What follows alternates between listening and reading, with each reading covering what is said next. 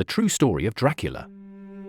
They say he drank blood, slept in a coffin, feared sunlight, and stalked the night with fangs ready to feed. But behind the legend of Dracula lurks a man, a prince, and a ruler far more terrifying than any vampire fiction could ever create. This is Origins Unmasked. And today, we peel back the myth to expose the truth. Before he became the world's most famous vampire, Dracula had a different name, Vlad III, better known as Vlad the Impaler or Vlad the Impaler. Born in 1431 in Transylvania, now part of modern-day Romania, Vlad was the second son of a nobleman known as Vlad Dracula, a member of the Order of the Dragon, a secret chivalric society sworn to defend Christianity in Eastern Europe. The name Dracula meant dragon in medieval Romanian. And so Vlad became Dracula, the son of the dragon. But his legacy would be drenched in more than just names and bloodlines. Vlad's youth was forged in brutality. As a child, he and his brother were taken hostage by the Ottoman Empire to ensure their father's loyalty. While imprisoned, Vlad learned the art of psychological warfare, along with a deep, personal hatred for betrayal, invaders, and weakness. By his early 20s, he reclaimed his throne in Wallachia. And he did so with vengeance, strategy, and terror as his greatest weapons. Now, let's talk about his favorite tactic: impalement. Imagine a sharpened wooden stake driven through a person's body, often avoiding major organs to prolong suffering, then hoisted vertically for display, alive. This was Vlad's signature, a method of execution so brutal it earned him his infamous nickname. According to legend, he impaled over 20,000 people during his reign. Enemies, criminals, and traitors alike. In one battle alone, Vlad allegedly left an entire forest of impaled corpses to dissuade advancing Ottoman forces. It worked.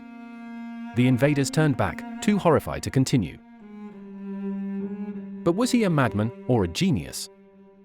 To his enemies, Vlad was a sadist. To his people, he was a necessary evil. A man who brought order and justice through fear. He punished corruption, defended his homeland, and turned a war-torn region into a kingdom ruled by iron will. So where does the blood drinking come in? Some accounts, especially those spread by his enemies, claimed Vlad would dine among the dead, dipping bread in their blood. Others say this was pure propaganda, meant to depict him as a monster. But centuries later, a writer named Bram Stoker found inspiration in these very rumors. In 1897, Stoker published Dracula, a Gothic novel about an immortal count from Transylvania who feeds on the blood of the living. Stoker never visited Romania, but he studied Eastern European folklore and borrowed heavily from the stories surrounding Vlad the Impaler. But he also blended vampire myths from across cultures. Nosferatu from Eastern Europe, the Strigo, the Moroi, creatures that fed on life from the shadows. He turned Vlad's violent legacy into something supernatural, something eternal. From that point on, Dracula was no longer just a prince of Wallachia. He became the undead. Cinema gave him fangs. Hollywood gave him a cape. Pop culture gave him immortality. But few realized that the real man behind the monster was more terrifying. Not because of what he was rumored to be, but because of what he actually did.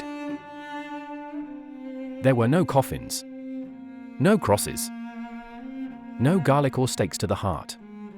Only sharpened wood, and a rain of blood that haunted Europe long before fiction ever did. So, was Vlad the Impaler a national hero? A tyrant? A vampire? Perhaps he was all three. A symbol shaped by politics, fear, myth, and imagination.